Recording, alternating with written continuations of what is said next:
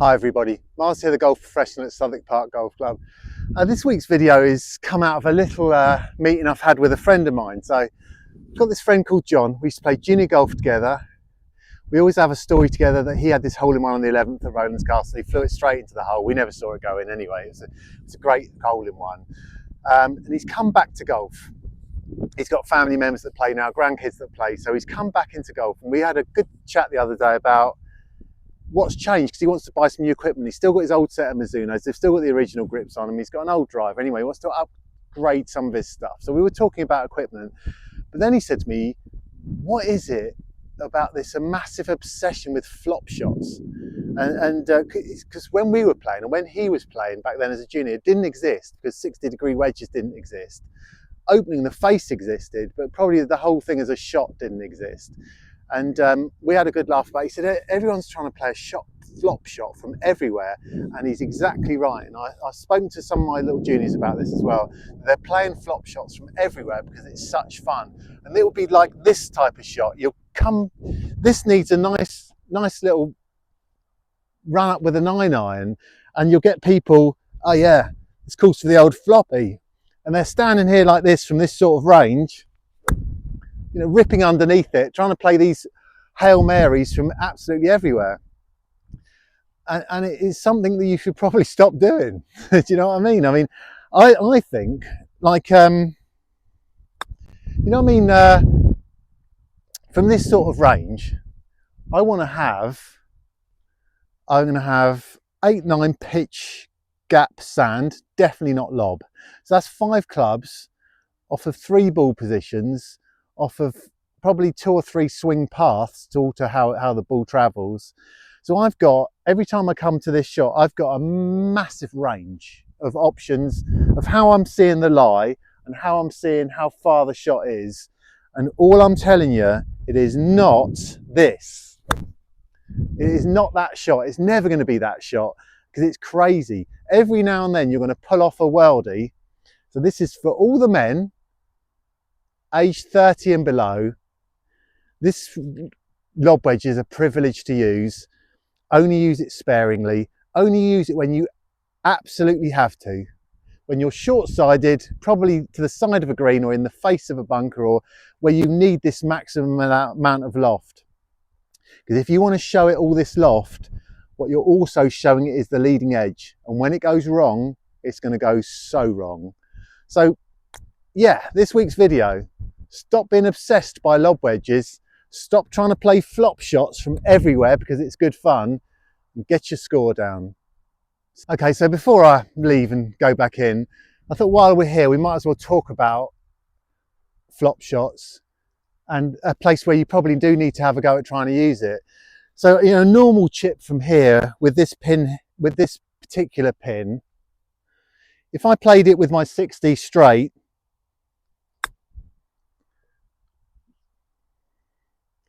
it's almost enough. You'll be surprised how little you need to play this flop shot, because you really have to have no green to work with to warrant opening the face and sliding across. But if you do want to, we're going to lay your club back, push the ball position forward, open your stance, but leave the leading edge facing the target. So I've got club face on target, feet left. Because I've dropped the handle back, I'm going to have to alter how I stand and push the ball position forward. Moving the ball position forward risks you thinning it, but is the correct thing to do to get the height on. My swing now, so I'm almost, when I regrip my club, I'm going to have it slightly to the side. As I look at my little golf pride here, as it's square, it's going to sit a little bit open. So that'll be round to the right a little bit. And now my swing is going to be early wrist hinge, quite a long swing. It's going to be a smooth accelerated swing. And then I'm going to hold that loft on through the shot and bring this club across towards my left pocket. So I'm going to be following my toe line, which is one of the keys to getting this right. When you see someone get it wrong, they've normally set up correctly, swung it back straight and just drilled it.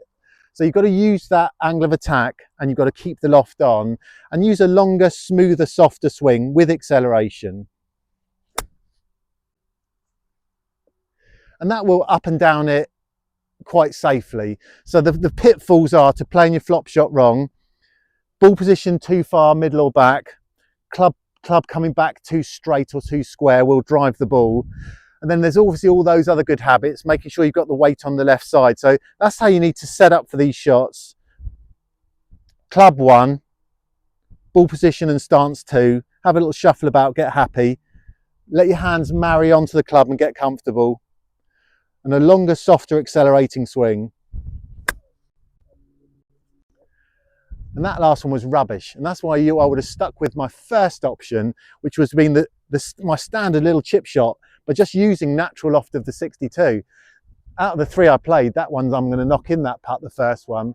The second one's fine, but you're rolling the dice all the time by constantly playing these flop shots when you don't need to. So only when you need to. Well, if you've watched enough of my videos, you know how this works now. I'm not bored, but I do like to try and challenge myself to these shot making type things. I've always done it. My hero is Lee Trevino, and he was, you know, I'm going to hit a little low fade, a little low punch, and use my 3 without the bunker. I don't know, whatever it was always brilliant. I've only brought my lob wedge out here. It's got 60 degrees of loft and not much bounce. Can I make a par with it down the 17th? So the 17th 209, so 60-degree lob wedge probably goes about, I don't know, 60 yards flat out. So that sounds a challenge. But now one thing you can do with a lob wedge when you get it wrong is thin it.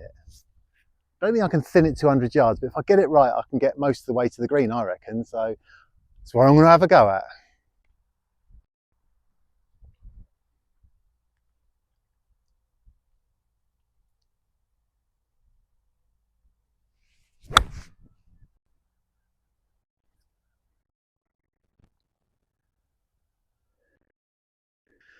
I could have thinned it more. I reckon it's gone 100 and, I don't know, 120 maybe? Yeah, 120. Anyway, as you can see, an absolutely beautiful day at Southwark. And I do make these videos for the members, but I do understand that there are other people that look at them. So if you're from not round here, the hill you can see in the distance is a thing called Portsdown Hill. And when you get to the top of that, you can see the sea and all of Portsmouth.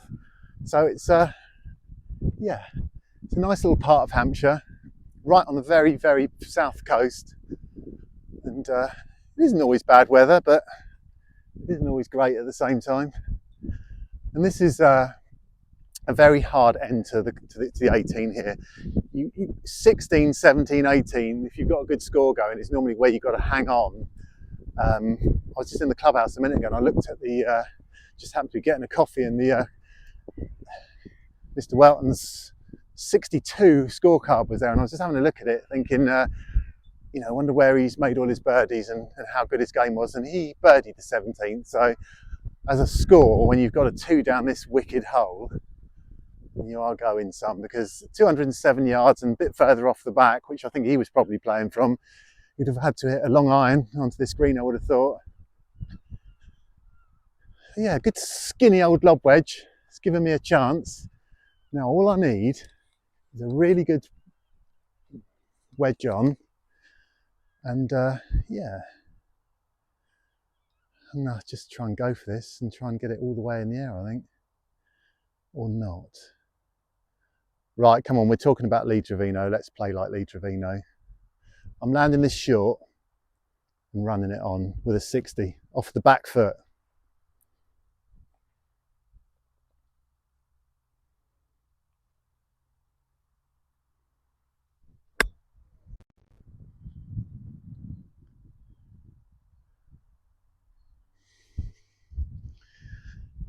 I'll tell you what, I've got balls in my pocket. I'm playing that first one, but let's just see if I'd have stuck to my guns and wedged it on.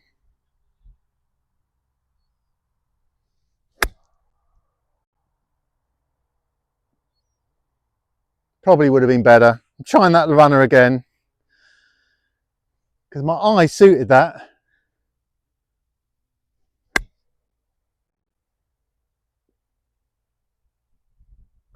Yeah, that was the one I needed.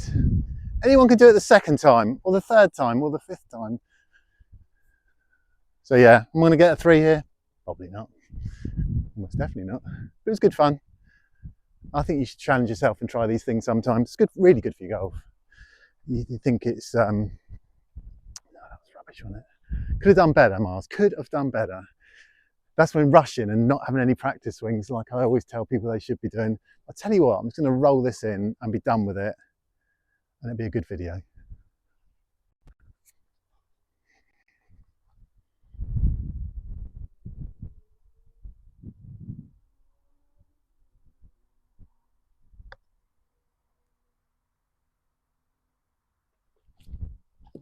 Get in there!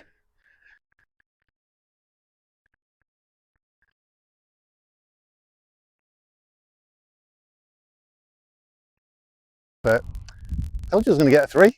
3 it was.